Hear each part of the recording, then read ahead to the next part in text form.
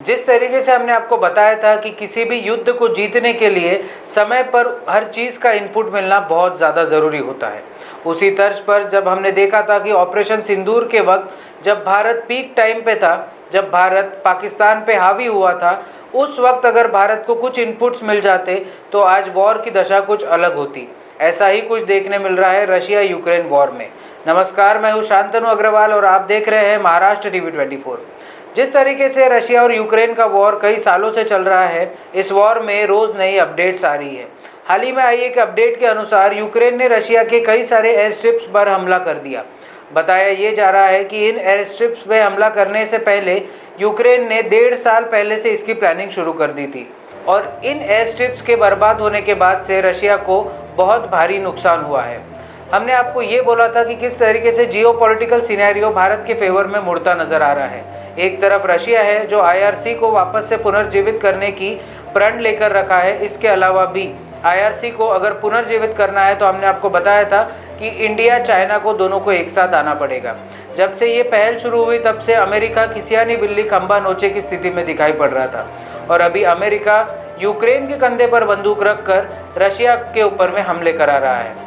इससे दो राय नहीं है कि अमेरिका डरा हुआ है भारत के बढ़ते वर्चस्व को लेकर और अगर भारत को आज भी अपना वर्चस्व कायम रखना है तो भारत को रशिया के साथ खड़ा रहना पड़ेगा। याद कीजिए वो दौर जब पाकिस्तान के साथ हमारी जंग चल रही थी और उस समय अमेरिका को आह्वान कर पाकिस्तान ने अमेरिका की नेवी को भारत के ऊपर में अटैक करने के लिए भेज दिया था। इसके अलावा उसके साथ में जुड़ गया था यूनाइटेड किंगडम।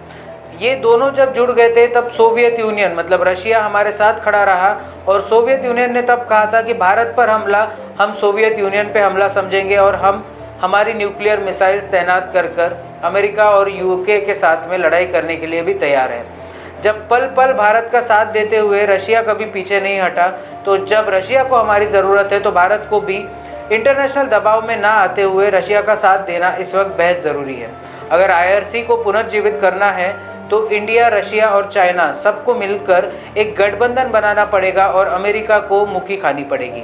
अमेरिका को ये बात बहुत अच्छे से पता है कि अगर भारत वर्ल्ड लीडर बनता है तो चाइना की गद्दी भी खतरे में आ सकती है। अभी चाइना एक्सपोर्ट में हमारे से आगे है, लेकिन चाइना अगर हमारे साथ आ जाए तो सबसे बड़ा खतरा अमेरिका को रहेगा।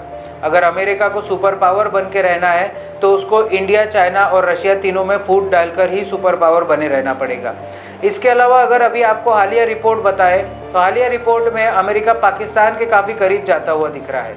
इसका सबसे बड़ा उदाहरण ये है कि अमेरिका ने पाकिस्तान को ऑपरेशन सिंदूर के समय $1 बिलियन का लोन दिया था। अब वो लोन किस वजह से दिया गया था?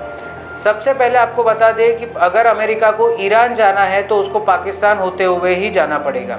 उसके पास में और कोई रास्ता नहीं है ईरान तक पहुंचने का और अमेरिका और ईरान की आपस में बनती नहीं है। ये पूरे जियोपॉलिटिकल सिनेरियो में सबको पता है। अगर अमेरिका को ईरान को कंट्रोल करना है तो उसको पाकिस्तान को अपना दोस्त बनाकर ईरान के खिलाफ में यूज़ करना पड़ेगा। अगर पाकिस्तान इन सब चीज़ों के लिए एग्री हो जाता है तो पाकिस्तान और ईरान के बीच में आने वाले समय में भाई भाई बोल के पाकिस्तान ईरान के साथ में भी विश्वासघात कर सकता है।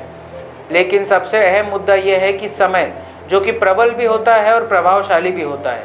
अगर समय सबका बलवान है तो इस समय यूक्रेन का समय अच्छा चल रहा है तो हमको रशिया का साथ देना चाहिए, क्योंकि रशिया ने पल पल भारत का साथ दिया था। चाहे वो 1971 की जंग क्यों ना हो, तब रशिया किसी भी इंटरनेशनल दबाव के चलते हमारे से दूर नहीं हुआ। रशिया ने हर वक्त हमारा साथ दिया और रशिया आज भी हमारे साथ अडिग खड़ा हुआ है।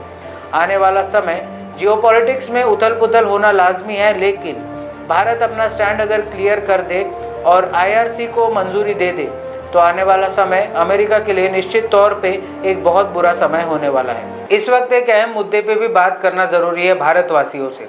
जिस तरीके से रशिया हमारा दोस्त रहा है और पिछले कई दशकों से वो हमारे साथ खड़ा रहा है, इस वक्त अगर रशिया का बुरा समय आया हुआ है तो भारतवासियों को भी रशिया के साथ खड़ा होना ज़रूरी है। इसके लिए हम लोग एक चीज़ कर सकते हैं, हम लोग ट्विटर पे ट्रेंड करा सकते हैं इंडिया स्टैंड्स विथ रशिया। अगर ये ट्रेंड ट्विटर पे करा दिया जाए तो इंडियंस सारे रशियंस के साथ खड़े हुए हैं, ये रशिया को भी पता चल जाएगा और जियोपॉलिटिकल सिनेरियो में भारत का वर्चस्व और बढ़ जाएगा। इसलिए हम सबसे आह्वान करते हैं, जितने भी भारतवासी हमें देख रहे हैं, कि आई स्टैंड विथ रशिया या फिर इंडिया स्टैंड्स विथ रशिया, इसको ट्रेंड कराइए और रशिया को समर्थन दिखाइए, क्योंकि इस युद्ध में किसी ना किसी को किसी का पक्ष लेना पड़ेगा, कोई सही होगा कोई गलत होगा, लेकिन हमारा जो दोस्त है जिसने हमेशा हमारा साथ दिया है उसका साथ भारत कभी ना छोड़े। ऐसे और भी कंटेंट के लिए आप देखते रहिए महाराष्ट्र टीवी 24।